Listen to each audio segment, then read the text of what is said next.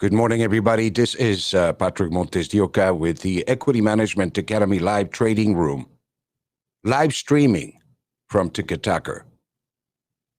On this segment, what I would like to do before we get into the market is to share with you a video that I felt contains a lot of information regarding the recent report by the credit agencies regarding delinquencies.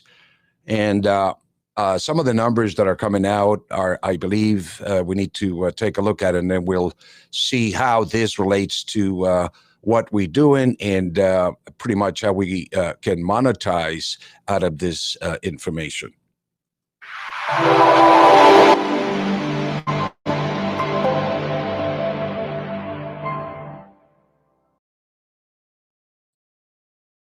Hey everyone, this is Rob Keens of GoldSilverPros.com. It is Wednesday, March 3rd, 2021.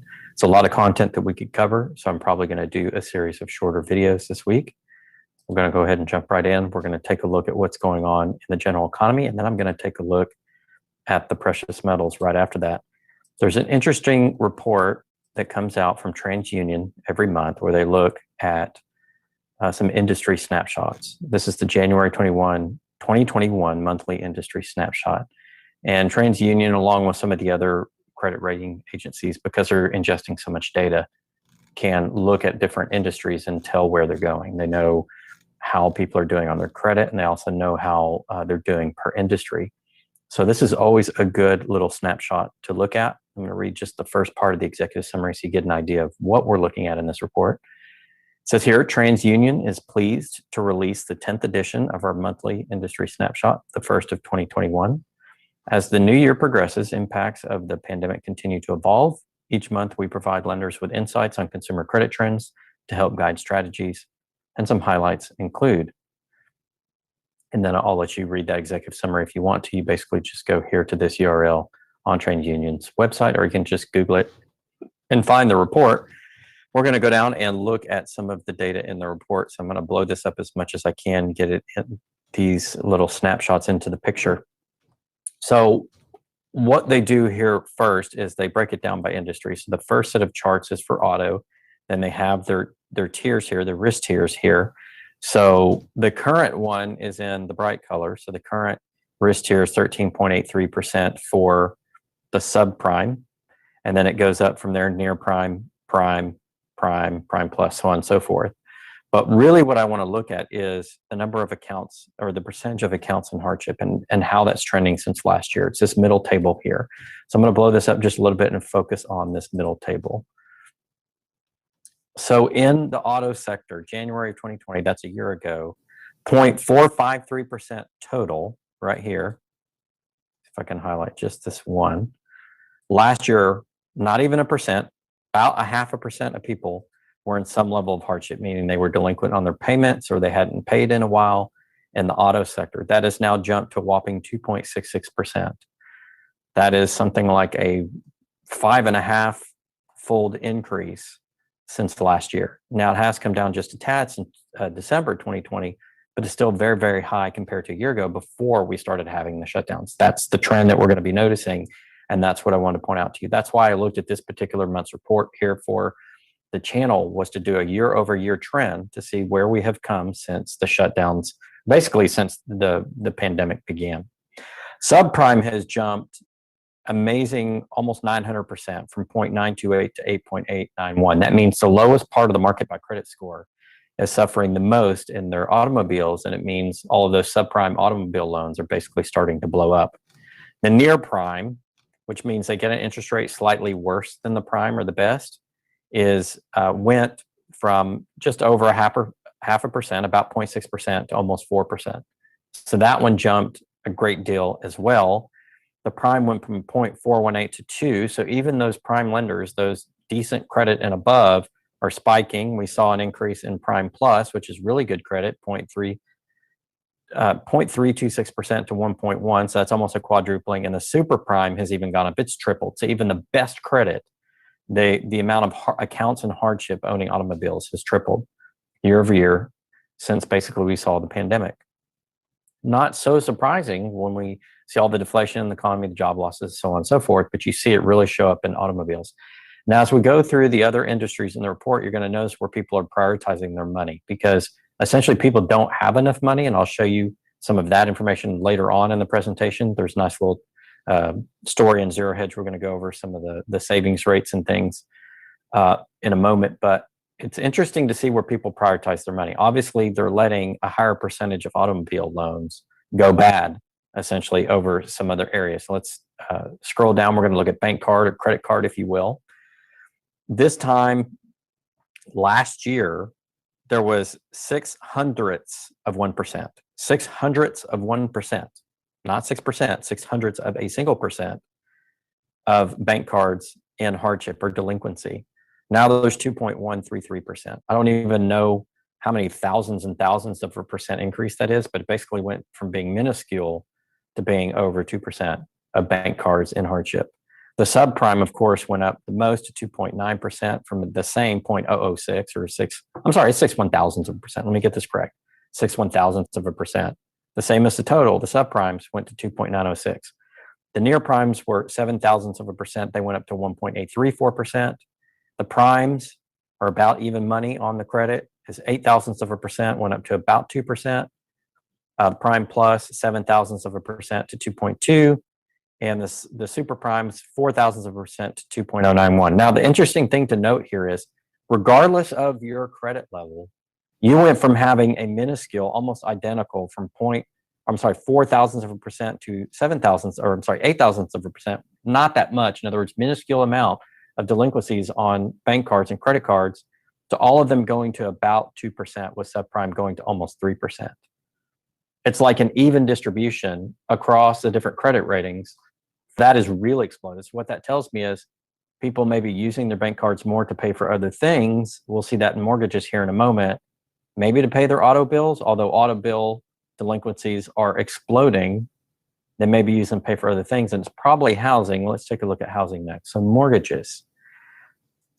This is the percent current. So this report's done a little bit differently. It's just showing current and how many days overdue in this middle section. So we're going to look at January of last year, current 92.9%, January 2021, 95.7%. That number actually looks pretty good. January last year, 30 to 60 days overdue, 3.9% down to 2.2. 60 to 89 days overdue, 2% down to 1.2. 90 plus days overdue has dropped from 1% to 0.7, and in foreclosure is halved from 0.2% to 0.1%. So where are people spending the money? They're using their bank cards to help pay their mortgage. That's obvious, whether they're withdrawing cash or doing it in some other way using checks written on your credit cards. They're paying off the mortgage because the amount overdue on the mortgages has actually fallen over the year, while the auto and the bank cards has exploded. So people are prioritizing their mortgages, the place where they live, over the automobiles, and they're using their credit cards to do it. This makes sense if you think about people not commuting to work as much, not going out to restaurants as much. Maybe they don't need as many automobiles. Maybe they're selling off an automobile and sticking with one instead of two, or two instead of three. And they're also letting them go more delinquent. And they're also using their bank cards basically to finance their lifestyle. That's pretty clearly what this report is showing. So interesting data there. Unsecured personal loan. Now, this is really interesting. If you go to your bank and you get an unsecured personal loan, that means that you're using, a lot of banks will use something as collateral. You can tie anything you want into it, but this is unsecured. So basically you go to your bank and you're saying, I have decent credit. I have had a bank account here for 10 years or whatever. Can you give me an unsecured personal loan? So it's just a loan the bank gives you. It tends to be a little bit higher interest rate than what you could get like on a mortgage, but lower than what you can get on a credit card. So they're going to be pretty popular. But the banks also tend to be somewhat stingy on these. They don't hand out credit on these as readily as they do credit cards. So it's kind of in between, like a mortgage and a credit card. Not as much paperwork, and you don't have to put your house up for collateral on an unsecured personal loan, but a little bit harder to get than a credit card. So January 2020, last year, we had 0.223%. That's less than 1%. Were basically delinquent or in hardship. And now it's exploded to over 3%. So this is even higher than what we saw on the bank cards and the auto loans. Well, except for the subprime auto loans. But essentially, people are letting these personal loans, because they're unsecured, go delinquent faster than they are even their credit cards, because they know they have to keep their credit cards. The unsecured personal loans, maybe it's an issue with the bank, but if you're out of money anyway and you don't have any money in your checking or savings account, I could see why people will let these go delinquent faster. So people are figuring out where can they basically borrow money and never pay it back, and where are the lowest amount of consequences, where are the highest amount of consequences. They're not going to lose shelter and go live on the street before they allow these personal loans to go bankrupt. They probably liquidated their bank accounts in the meantime while they let these go delinquent. Then they're giving up some of their cars, and then the mortgages are going to be next.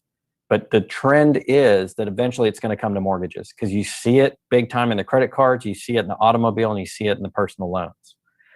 So getting back to the detail on unsecured personal loans, it went from 0.173% this time last year to 3.317%. Near prime, 0.228 to 3.16. You see the same level of consistent delinquency rates going up on the unsecured personal loans here as we did up in the essentially the bank cards. The percentages are basically the same regardless of your credit level. So regardless of your credit level, they were really low this time a year ago, really low, like 0.2%, exploding to between 2.5 to 4% across the board on the unsecured personal loans.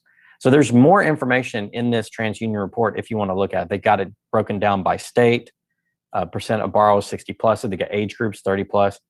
I encourage you guys to go look at that, because it'll really teach you about, first of all, who's suffering problems, and second of all, how people allow these bankruptcies to progress, because this is all going to appear on their credit, and what they value the most. Obviously, shelter service and the mortgages. They want to keep their credit cards liquid as much as possible, because they live off the credit cards to pay for other things.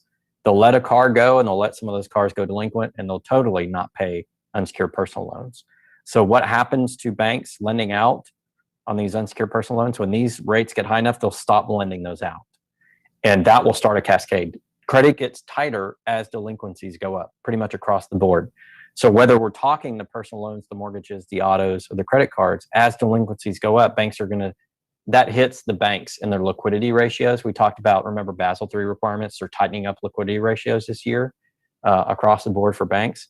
So as delinquencies go up, regardless of what category those delinquencies are, it's really more the overall dollar amount as that plays against the bank's liquidity ratio, their ability to be liquid, because you have to have more money coming in than going out to stay liquid, right? So as delinquencies rise, your liquidity ratio gets strained. And as Basel III requirements start to come into play here on the liquidity ratios this year and next, that's going to start a cascade and a waterfall of not only defaults of people on their various loans, but on the banks not lending anymore. So those two things are going to happen at the same time. Higher delinquencies, less lending, especially to the subprime borrowers. So I expect to happen, the subprime borrowers are going to get squeezed first, and they're going to lose out first, and it's going to go right up the chain, right up the stack of the credit ratings as both of these things converge. Interesting information for you guys to see, especially in light of people criticizing the states of Texas and Missouri relinquishing all of their restrictions due to the shutdowns and due to the pandemic. They're releasing the restrictions, they're getting rid of the mask mandates and things, and they're getting a lot of criticism. But I think those states, the governors of those states and the health departments may be seeing this coming, and they know they have to get the economy restarted, because this could knock out the entire system. Or at the end of the day, the end victims of this are not only the account holders or the people taking the loans, it's going to be the banks. And if the bank failures start cascading across the system, and again, it's two things happening at once. It's delinquencies going up across the board, with the exception of mortgages, but it will get there eventually to mortgages as people run out of money. As delinquencies rise across the board and the Basel III requirements start to come into play and tighten things up in the banking sector across the rest of the world, if we don't open up the economies, then you could start to see cascading defaults across the banking system, and that could start the next depression. And the Fed could print all they want, but they already have dumped with quantitative easing and all the printing going on as a result of quantitative easing, regardless of how that money gets printed and transmitted. We can talk semantics. But as you ease, as the Fed eases and more liquid money and debt money enters the system, the next subsequent round of easing that you do is less effective. So if we have another issue where we have a banking issue like we did in 2007, 2008, the economy could be in serious trouble because they don't have as much firepower. They can't lower rates. We're down basically at 0% rates. So they can't have 5% of rates to lower like they did during the last crisis. I think they were up over 6% and they started lowering. And on average, the IMF has said you need 5 percentage points to lower to jumpstart an economy during a major recession. The Fed doesn't have that. And they've already created so much easing. So there's so much debt and money awash in the system that they would literally have to drop a nuclear bomb of money on the system to have any effect whatsoever. And even then, I think it appears as though it may not be enough. So I think that's the period we're entering into. We're the end of this round of the fiat system where it's going to crash. And we're starting to see that come across the numbers. And a lot of that had to do with the deflation economy last year due to the shutdowns and the restrictions. So criticize Texas and Missouri governors and health departments all you want, but I think they see the writing on the wall, and maybe that's one of the reasons. And along with the virus numbers going down sort of across the board, at least as reported by the CDC, whether or not you believe those, I'm just saying the officially reported numbers. I think that's why that's happening. The governors know, and the townships know, and the people know. Another piece of data I wanted to share with you is this really interesting report on Zero Hedge. It's called 30-year mortgage rates are no longer below 3%. So going back to this report, the only area where people didn't have rising delinquencies was in mortgages. But now we're already starting to see the banks react and raise mortgage rates. So in other words, the era of ultra low mortgage rates is about to come to an end. They cannot keep it low. They have to raise those rates to deal with all these other delinquencies and all the other risk in the system. And also we're seeing bond rates rise, and that's going to affect eventually the mortgage rates. There's a certain sector of the bond rates that affects mortgages are basically based off of those bond rates. So as the bond rates rise, so are the mortgage rates. And so that's going to tighten up how many people can get lending for homes. Okay. And you're going to start to have more delinquencies as people give up their automobiles and give up and can't get secured loans anymore. Basel III requirements come into place and require more liquidity. Banks tighten up. Then it's going to start to affect 30-year mortgage rates at a time when you have affect mortgage solvency at a time when you also have rising mortgage rates, meaning less mortgage loans subsequently closed, which means less liquidity coming into banks in terms of overall amount of lending, which means additional stress on the banks. You're starting to see the trend of what I'm talking about today. That's what this whole video is about today. It's about solvency of the consumer and solvency of the banks as a result of that, and some of the regulatory requirements coming down that's going to make it worse starting this year and next with Basel III. So 30-year mortgage rates are no longer below 3%.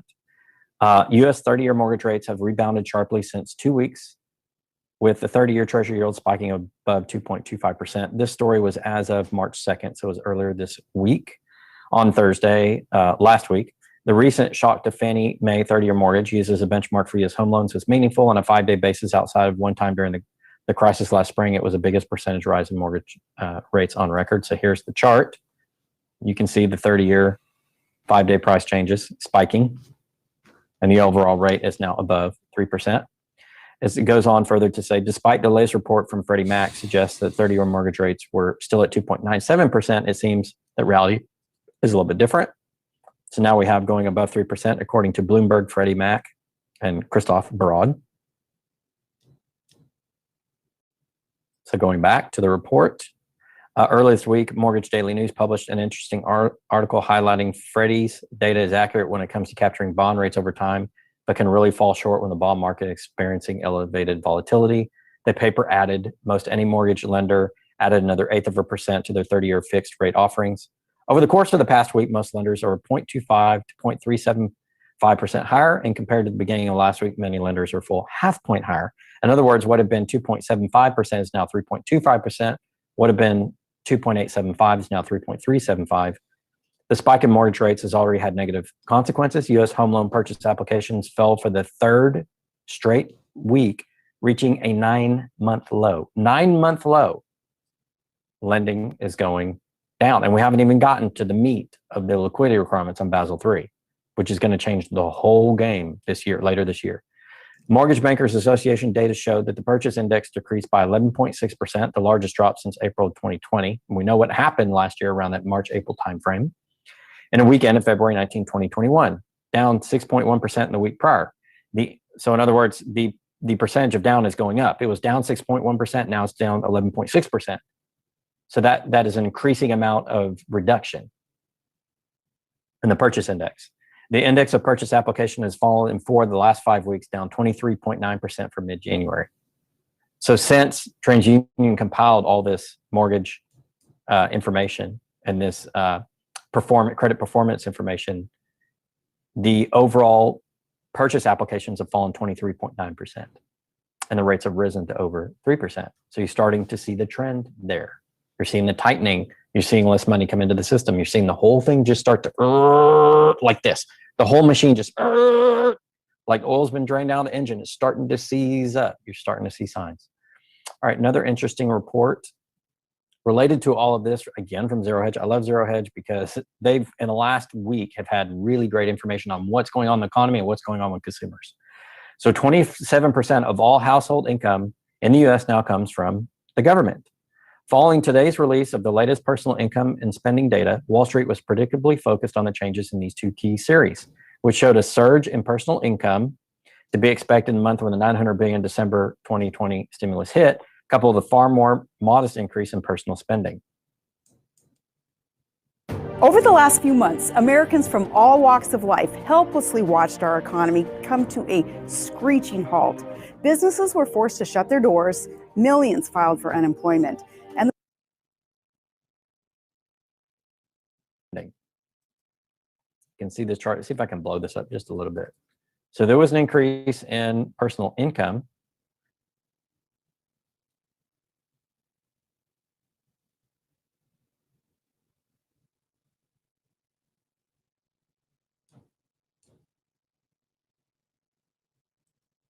But not so much an increase in consumptive expenditures.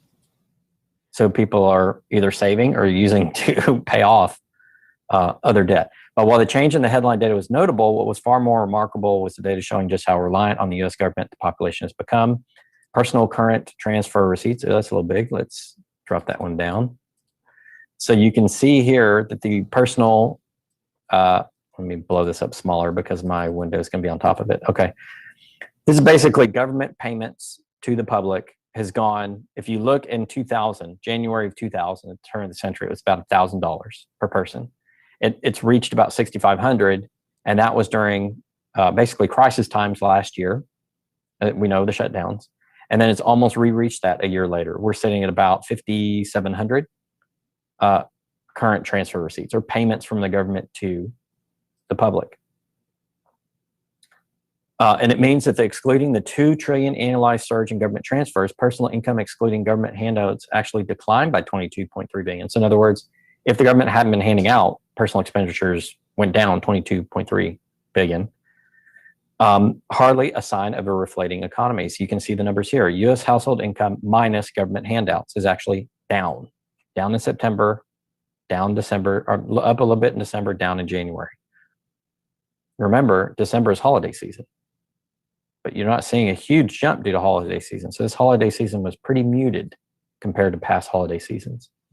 Shown in longer term context, one can see the creeping impact of government payments shown in red below. I'm going to make this a little bit bigger for you guys. So the red is government payments, and this is personal income minus the payments. You can see over time, this goes back to 1959, the gradual increase as an amount of the payments by the government. It's increasing. It's also increasing as a percentage. You can see this red is a larger percentage of the overall pie than it was at the very beginning. That's something we talked about in our book. In my book, Drop Shadow Truth About the Economy, which you can order on Amazon or subscribe on my website and get access to, I talked about this trend, and I use government data. It's about 50 pages in chapter 2. I talked about all this in excruciating detail. Here's another chart on the personal savings rate. Now, it did spike when the pandemic first hit because people weren't out spending, so they were saving, but that has fallen throughout the year. And personal savings rate has gone up a little bit. But again, a lot of that has to do with government expenditure. So the government doesn't continue to bail out, the personal savings rate is going to fall back off a cliff. So even though the personal savings rate momentarily went up, it did not increase the overall savings of the average American. And you can see that in the delinquency data we showed from the TransUnion report at the beginning. Now, government transfer payments as a percentage of total income, you can see it spiked. It spiked twice, spiked at the beginning of 2020, and now it's spiking again in 2021. So it continues to go up. Now, it's been going up over time since they started looking at it in 1960. So this just means the government's paying more and more. And at the end, they're having to pay a whole bunch just to keep the economy going. That's essentially what this is saying, because the consumer is about 75% of the U.S. economy. So the government has to increase transfer payments to consumers or the economy collapses, essentially. And that's what's happening. Hi, Matt McCall here. Welcome. Today, I want to introduce you to an innovation. So rich countries tend to have a bigger middle class, except the United States. You can see here, here's the US compared to the trend. This is a trend line of rich countries. The US is lower, has the middle class basically is dying. That's what that means. US at same level as China, Turkey, and Russia. So China, Turkey, and Russia, these, you can call them emerging markets, you can call them secondary, whatever you want to call them. US is at that level now. We're no longer on top in terms of the size of our middle class. Middle class has been eroded. And that's because of all the things that I've been showing you for years in terms of how healthy is the economy and how much money are people making. Another interesting thing, again, from Zero Hedge, this is going to be the last news report. Now I'm going to get into the gold and silver report. We'll do that here in a moment. But I wanted to highlight this. U.S. mall values crashed by a record 60% in 2020. Now, this is something I predicted for the last 2 to 3 years. I used to write for Seeking Alpha, a really big site where a lot of people write on finance. And a lot of accredited investors go to get investment data. I think there's something like 20 million visitors every month, 6 million registered subscribers at Seeking Alpha. The average registered subscriber makes $377,000. At least that's what it was last year. I don't know what the 2021 data is. But as of 2020, people that read at Seeking Alpha basically are all, rich and accredited investors, top 1%. And so I used to write there, and I kept saying the REIT sector and the retail real estate sector is in trouble, and you're starting to see it. Now, I'm always ahead of the curve when I say this because I look at data and I can start to see trends in data before they blow up into big trends. I see them when they small trends, and I look at the overall economy. I look at a lot of things, and I called this. And so U.S. mall values crashed by 60% in 2020. So all of those REITs, those real estate investment trusts, those funds that you can invest in real estate that have a mall component, you can expect that those will continue to fall. Now, I've stated before that REITs can fudge their numbers. There are creative ways that they can fudge their accounting, but they can only do it for so long. Expect these numbers to start to hit the returns on the REITs any day now. In fact, they've already started to, but they're really going to hit big time in 2021. For those of you that subscribe to my website, the paid subscription, the Q1 newsletter, which I wrote at the end of January, this is about a month and maybe 6 or 7 days ago, I said the big story of 2021 is going to be the crash in real estate. And I highlighted this stuff for my subscribers about a month before I'm bringing it to you guys on the YouTube channel. So that's one reason you may want to subscribe to me on the website, because I'll get to things. I'll do my predictions, my early predictions ahead of when I release them publicly. And it's one of the outstanding predictions I made a couple of 3 years ago. I think this one was in 2017, 2018. You can see that on my website. You can go to the research page and it'll show my predictions. And I link where I made the prediction so you can follow where I actually have been credited for making it. It was either 2017 or 2018. I said one of my predictions was real estate crash. And that's about to come true, I think, and that's going to happen in 2021. I think that's starting now. So in any case, the mall values crashed by 60%. I'm not going to go over detail on this, but you can read it. Here's one. I'm just going to pick a random quote. We're just going to read one thing, but you guys can go and read this report on Zero Hedge. Simon's Town Center at Cobb outside Atlanta, which once appraised $322 million, received no bids at a courthouse foreclosure auction in February, meaning nobody wanted this bad boy. According to a local news report, the company's Montgomery Mall near Philadelphia was appraised at $61 million last year, a 69% drop from its 2014 value. So you can see how these REITs, based upon these malls or that have a large mall component, are going to continue to crash. When you literally can take a foreclosure sale and there are 0 bids on an entire mall complex that was valued almost $400 million at one point, I mean, that's tremendous. That shows you what the investors are smart. They're not buying something that's on the decline, going to keep declining, even if they get it at a discount, because they know people aren't shopping at malls anymore. They're ordering online. And overall sales, even though the amount of online sales has increased, overall retail sales has fallen. And I wrote an article about that basically for the last year. I believe that was on Seeking Alpha and on my website as well. You can go look in the free section of my website and find that report where I said, if you add up the increases in online sales, it still does not equal the decreases in the brick and mortar sales. So overall consumer spending has been going down. Of course, I just showed you that with the reports, the previous reports on zero hedge as well. All right, next we're going to go into the metals report, what you all have been waiting for. So here is silver. Let me get adjusted here so we can do this one. Silver has had some pretty good deliveries. I covered this the first delivery day of March. It was actually back in February. So this is last week. I covered this. And I talked about how we had healthy deliveries. And I want to focus on that too. So let's go back to that Friday, February 6th. We had 5,904 contracts of 5,000 ounce silver. It's about, what is it, 30 million ounces? That's quite a bit. We also had strong EP numbers. That's people going over to get exposure in the London market. Either they're taking delivery or they're getting some sort of paper derivative exposure because the OTC market is unallocated. But there's a lot of that too. So we saw 9,000 contracts between London and COMEX of 5,000 ounce silver on the first intent day for March, which occurs 2 trading days before the beginning of the month, 2 business days. Then in Monday's numbers, we still saw 916 deliveries and 478 EFP here. And then if you go to yesterday's data, you saw 772 deliveries on COMEX and 1,031, either deliveries or access to the unallocated OTC BS market in London. And so we're seeing lots of interest in silver is what that means, increasing interest in silver. If you want to look at the price trend, silver's remained fairly strong. Right now it's in the 26 range. And you can see overall that people are trading at about 26 and a half, a little less than 26 and a half, 26.385, somewhere in that range. 26 and what is that, 3/8, give or take, contracts for May. So a lot of the trading has shifted to May.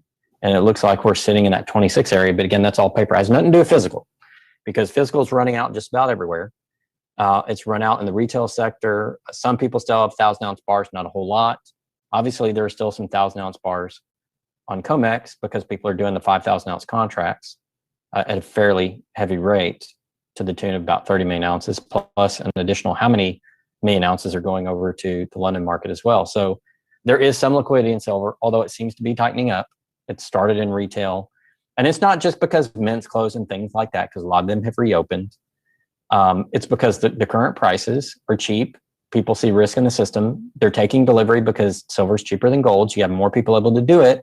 And you also have the industrial demand, and there is a temporary shortage in silver. Will that lead to a long-term shortage in silver? We think so because according to Silver Institute, we're supposed to increase industrial silver demand by 100 million ounces to over 1 billion ounces this year at the same time in which we don't have a lot of free silver, and the investment demand has gone off the charts. We talked about that repeatedly on previous shows and have talked to Andy Shakeman of Miles Franklin and James Anderson of SD Bullion about that. So we know that silver is not readily available to the retail market and there are shortages. Okay, moving over to gold. Gold got smashed. I'm going to talk about gold getting smashed here in a minute on February 25th. Of course, you see this big volume bar in both the futures and the options.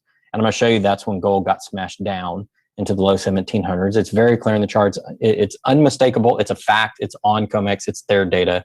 Not conspiracy theory. It is a fact. This is how the market trades. I'll show you that in a minute. The big thing about gold was there had been a healthy amount of deliveries as well. So on the first delivery day for March in gold, there were 2,531 on the March contract. There were 7,013 on the EFPs. So 7,013 went over to London.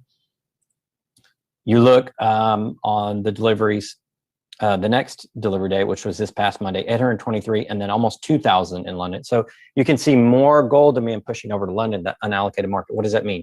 Unallocated means not one owner. It means you're going to have more paper sitting on top of less metal. That's literally the definition of unallocated.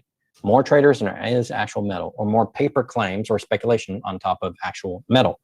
You're seeing more gold going to that unallocated market than you're seeing delivered on COMEX. If gold was really that liquid on COMEX, people would just take it off COMEX because all you got to do is switch the warehouse receipt to that gold. Doesn't have to move anywhere and you just hold it right there. It's not that expensive to do one of these things. You just basically have to be willing to pay, all of the margin or 100% of the value of that gold. So what this tells me is people are interested in physical, either going to London or they're taking that derivative exposure, getting that short-term gold exposure, but more liquidity is in London right now than it is on the COMEX. In other words, it's more in the derivatives than it is the physical. That's the key. Now on Tuesday's data, same thing. About 5 times as much demand went into the unallocated OTC market in London than went on the actual deliveries. But even so, gold's had fairly robust deliveries. Let's get to the delivery report. You'll see that both gold and silver are having a very healthy delivery month in March. The first day, of course, we saw 2531 overall deliveries for March, and gold are sitting at 4947, this number right here. That's very, very healthy 4 days in what was considered a fairly light market for gold. In silver, we knew that there could be more deliveries because it's a fairly good amount of open interest. And you can see overall it's up to 7661. So the very first day it was at 30 million ounces. It's up more than that. It's up to 7661 contracts of 5,000 ounce silver. So it's creeping up. And if we get anywhere near the 16,000 of open interest, which we could, because we're only 4 days in. So we've got another, what, 20 calendar days, or was that 15, 17 business days in the COMEX market so we can take delivery? We could get to that 16,000 number. There were 16,000 contracts of open interest in silver when we started. So if you get all of that off, I think it's 80 million ounces. That would drain most, or the majority at least, of the registered silver stocks on COMEX. Registered meaning available for trading, not the eligible, the one that's privately owned, that's not registered for trading, but the registered. That would be the majority of that all in 1 month, meaning we continue to drain on the silver supplies. Much more demand we're seeing industrial and investment wise than there is supply coming in. That's where the numbers continue to dwindle. Now, if we reach that clamp up phase in silver where it completely locks up because we have immutable silver shortages, no, but clearly the numbers indicate we're getting there. And I don't care what anybody says. There's been a lot of disinformation on a particular interview over at Kitco that people have been sending me. I'm going to examine that interview later. I'm not going to do it today. But essentially, a lot of what was said in that interview is balderdash and misinformation and misdirection. I'm going to show that. Won't do it today, but we will get to that. Fear not. All right, so I'm going to get back to something I teased earlier. Look at the smash down that occurred on February 26th in gold. Let's go over to the settlement numbers. The volume is how many contracts are trading futures and options. The settlement tells you what the average price is and on what month. So the active month being traded in gold right now is April. You can see by the amount of volume of the open interest. So at a average price of 1750.80, there were 235,000 contracts that sold. Friday, February 26th, this is where it happened. 364,000 contracts. Look at that spike in volume closing at 1728. That's a $50 difference in 1 day. So when you see a spike in volume on this chart, I'm going to teach you guys how to do this. When you see a spike in volume on this chart, the immediate thing you should do is for that day, go to settlements and see what the price is compared to the previous day. So let's go back and let's look at that again. We're going to go to settlements. We're going to look at the price. So if we looked at the 25th, there was a healthy 317,000 contracts, but in the high 1700s. And the paper shorts came in. The naked shorts, by definition, a naked short is when you don't have the metal to back each contract position that is settling. That is by definition a naked short in any market. Okay, there were not 364,000 contracts of 100 ounce gold backed by metal because there's not that much gold there available in the registered category. So it can't be, it's naked shorting. They dropped it $50 in a day. That's how it works. So people that say, oh, the futures market, normal trading market, it's all normal. And the price is determined based on, individual trader wants, and that accurately reflects the physical market in gold, silver, or any other commodity. It's not how it works. There's a bunch of paper not tied to any physical ounce that settled $50 to come in and dump paper on the market and do that. These contracts were not tied to physical. They are by definition not deliveries. How do we know? Because the deliveries are reported separately on the report. So there's 364,000 contracts on Friday, February 26, 364,000 paper, and only 2531 physical, okay? 364,000 paper, 2531 physical. Over 100 and some times paper over physical. In other words, there's over 100 times paper claims on physical gold than there is gold being traded on these markets. And that's called a smashdown. And that's not conspiracy theory. That's straight off the numbers on the website. Undeniable proof. That's exactly how the market trades. These settlements have nothing to do with physical. So when people say, oh, that's the price of gold on COMEX, that reflects the interest in gold. No, it does not. That reflects the interest in paper derivative that has very little to do percentage-wise with gold because you have 364,000 compared to 2,000. You see the difference? Now, if it were 5,000 compared to 2,000, I would say the paper contracts at least were based 40% on real gold. They have some semblance, not a majority of, but some semblance. No, it's less than 100th. In fact, it's probably about 1/130th. The two are not the same. So when people quote the gold price to you and they're not looking at settlement data and they're not relating that to actual physical gold trade, they're not talking about the gold market. They're talking about some Ponzi paper system, which you might as well go into a casino in Rio or in Vegas or in Atlantic City, because it has nothing to do with gold. Okay? It's not even 1% real gold. Not even 1%. That is a fact in the numbers I just showed you. An undeniable, indisputable fact. Now, there have been people going on certain shows talking about, oh, you know, this is the real gold market. This is a real silver market. No, ladies and gentlemen. Look at the volumes of paper compared to the volumes of physical. And look at how much additional paper goes to the unallocated derivative OTC market in London, especially in gold, than has been going into actual physical gold on the COMEX. There you go. So it has nothing to do with gold or silver itself. When we're talking about the actual physical metals you can hold in your hand, you can use in products, you can store in your safe, you can store overseas, you know, you can put into medical devices or computers or cars or whatnot. The two are completely different. And that is an undeniable, irrefutable fact based upon the numbers I just showed you. So to recap today's video, the shutdowns are causing major issues. The governors in Missouri and Texas are getting flack for opening up. But if you look at the numbers like I did, they realize they have to, or it can crash the system. And once a sizable bank goes down anywhere, because all the banks are intertwined with their credit systems and the currency systems and the loans, the whole thing is going to go poof across the world. It's going to be a domino effect. You cannot separate Texas and Missouri from the rest of the United States. You cannot separate the United States banking system from the rest of the world. It doesn't work that way anymore. This is not 1905. This is 2021. It's a different system. It's globalized, intertwined system. Once any banks start going down, that could cause a ripple effect if those are big enough to the rest of the banking system. We also know that personal expenditures are going down. Saving rates briefly spiked, but that was from government money. So in other words, it comes from taxes, so it's robbing from one to give to the other. That's not a sustainable way to grow the economy by definition, especially when you add in the cost of transferring or the cost of government, meaning that you're not going to get a one for one. It's not like I'm giving $1 to my neighbor and he's able to spend $1. I'm giving $1 to government. They take their 20-30% inefficiency out, and the next guy's getting 60 to 70%, and it goes down a black hole, and they still haven't solved their problem. And you see that in the delinquency rates, the very first report I showed from TransUnion. And the only thing that hasn't been affected so far is mortgage rates. But remember the Basel III requirements, the liquidity ratios, and the rising mortgage rates. You're going to start to see that in 2021. That's going to change on the mortgage rates. Autos, unsecured loans, and bank cards have been hit. Those are the babies. The big one, the nuclear bomb of the banking system, the mortgages, you're going to see that. That's the big one, at least from a consumer perspective. You're going to see that start to break up in 2021 based upon the data I showed you. So that's going to be today's video, guys. Thank you so much. Leave your questions down in the comment section. I'll try to answer as many as I can. Till next time, this is Rob Keats, goldsilverpros.com.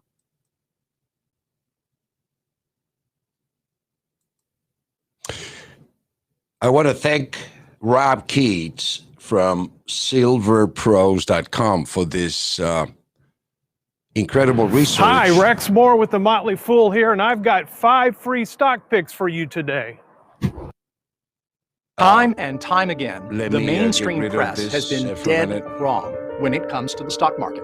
From the dot-com blow-up to the financial crisis to the recent panic this year. Why is it that all the so-called experts always get it wrong? Today, we're joined by the top technologist at perhaps the only research firm in America that's nailed every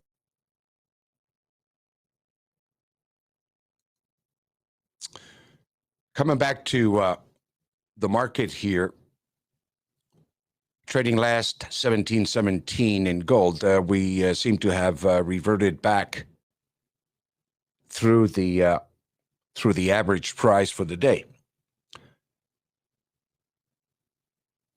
Coming back here to the last video that we show here, I basically wanted to share with you that things are beginning to look a little bit vulnerable in terms of the economy, as you can see from some of this credit reports that are coming out, and I think it was just a matter of time before the damage that was done will unfold here into Main Street.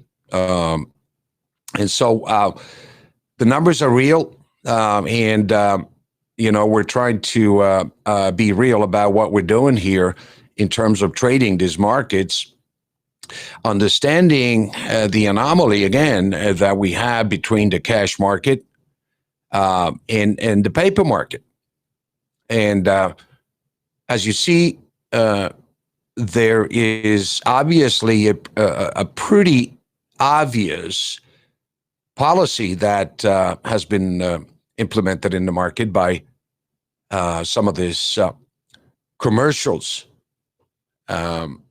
short selling that has taken place in the precious metals markets. And I think we're putting the light, so to speak, the limelight into, or focus into the issue.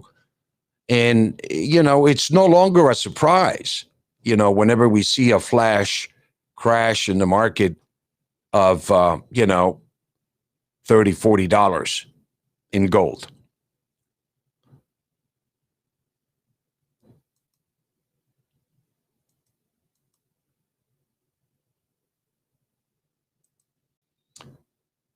In terms of the market here, I've been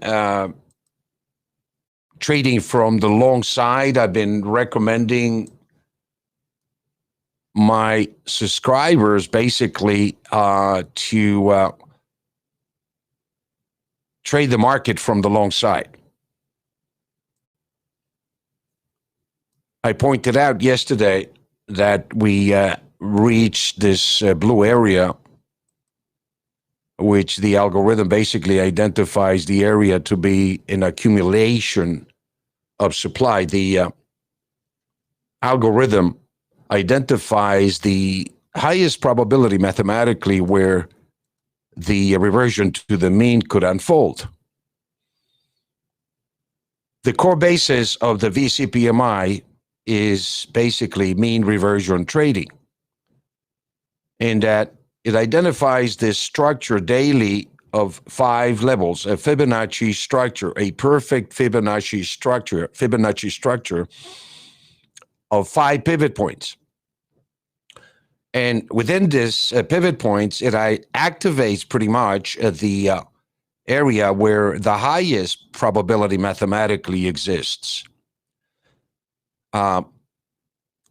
What the VCPMI AI does is it transforms conventional technical analysis into a more of a probability factor by using a combination of very standard, you might say, indicators, moving averages, wave counts, pivot points, support resistance levels. These are common technical analysis indicators. And you can Google this information for free in terms of the academics behind what they do and, how they are created in a sense. What the VCPMI does is it combines a number of different indicators,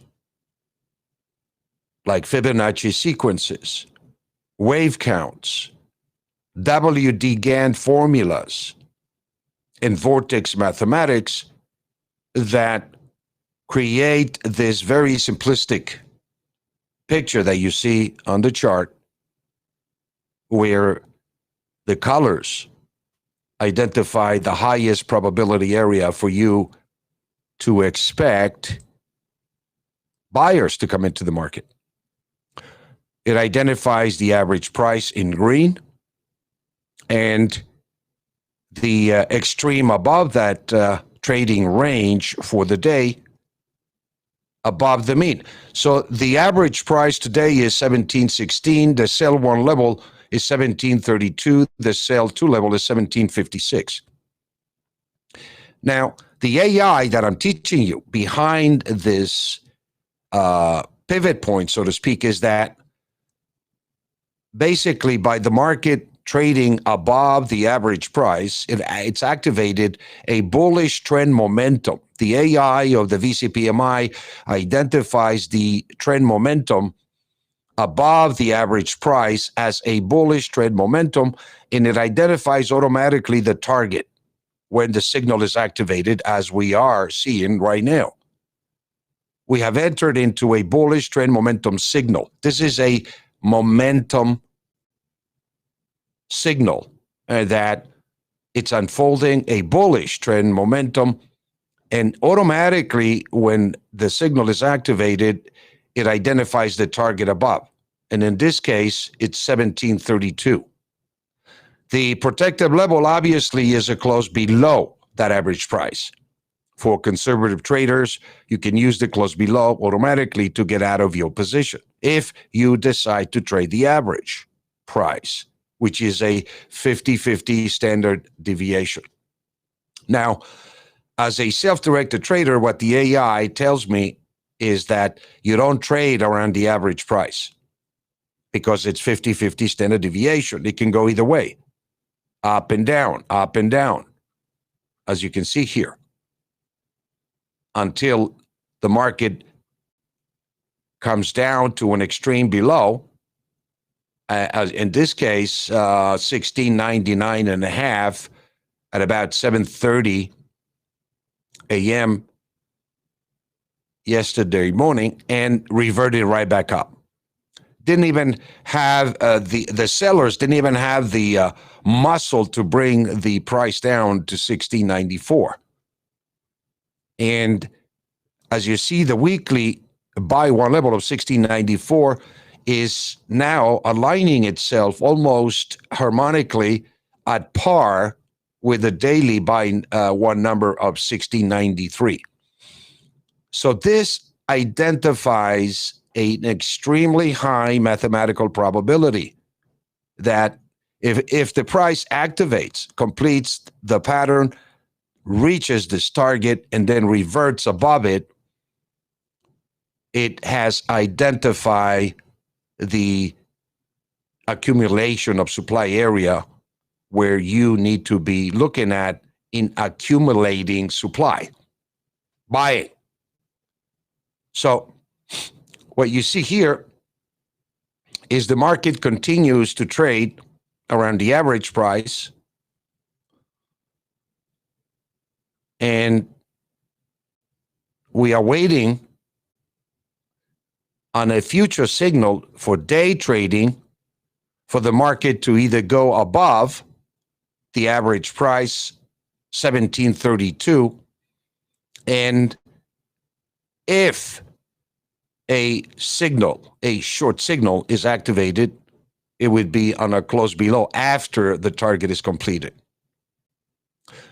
If it doesn't close below and it closes above it, then this level of resistance of 732 becomes the support that activates the targets above, which is the sell to level of 1756 and the weekly average that we have for the rest of the week of 1754. So what we have identified here is above the market, the harmonic levels of the daily and the weekly are at 1754.56. This is our target harmonically. The extreme levels below that average price of 1716 harmonically is 1693. We are in a neutral zone right now, and we are prepared to buy into corrections into the buy one level, ideally, the daily and the weekly.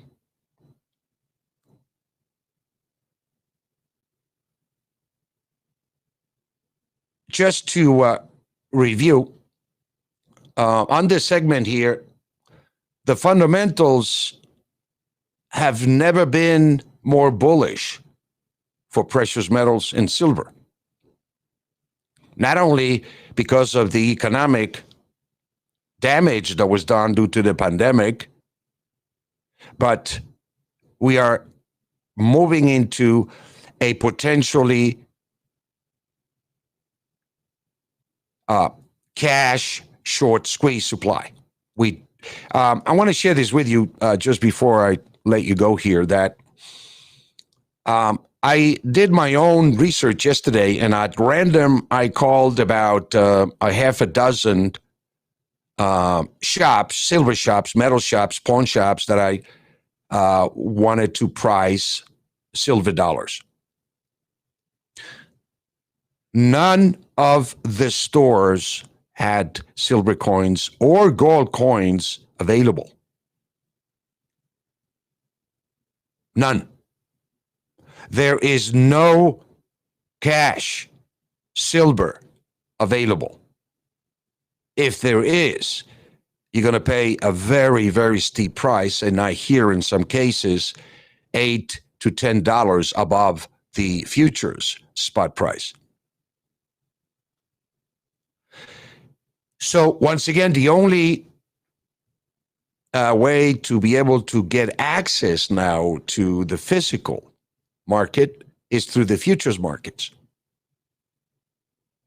And that's the paper market.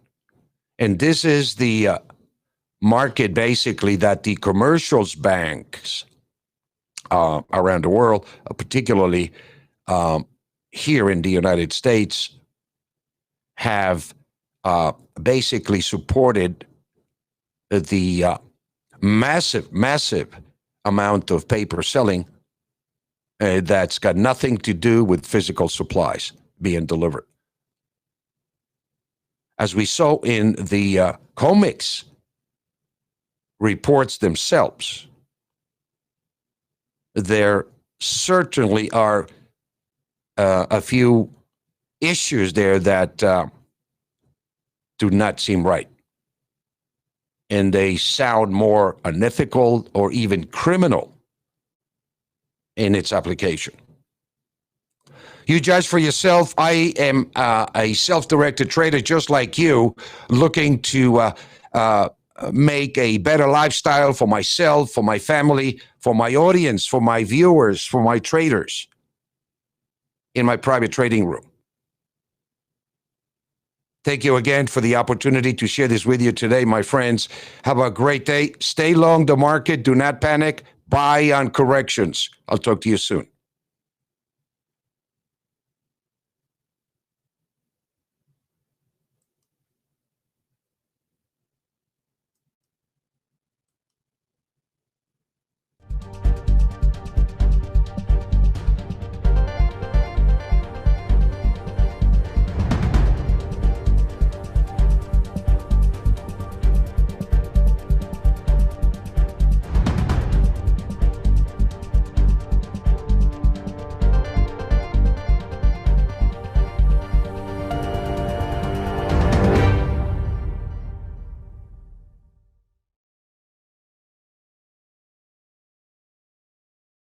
The risk of loss in trading commodity interests can be substantial. You should therefore carefully consider whether such trading is suitable for you in light of your financial condition, and considering whether to trade or to authorize someone else to trade for you. Past performance is not necessarily indicative of future results.